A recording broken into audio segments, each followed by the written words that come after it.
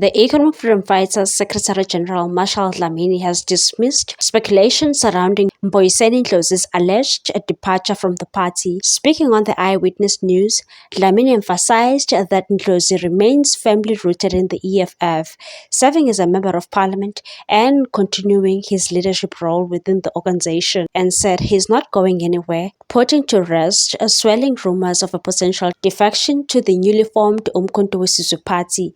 The MK Party, which garnered significant support in the May 29 elections, has faced challenges in maintaining the momentum, particularly in securing by-elections victories. In an interview with the Times Live, Dlamini alleged that Umkhonto weSizwe Party has attempted to destabilize the EFF, specifically targeting its KwaZulu-Natal structures.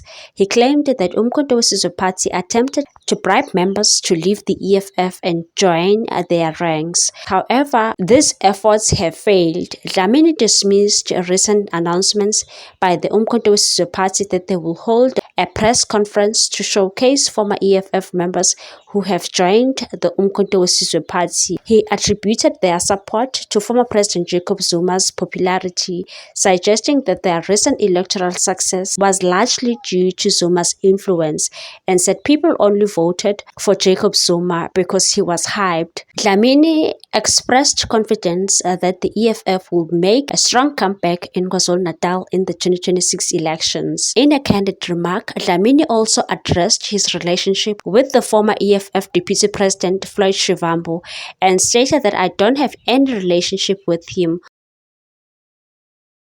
What's your take on this one, people? Thanks for watching. Please subscribe for more news.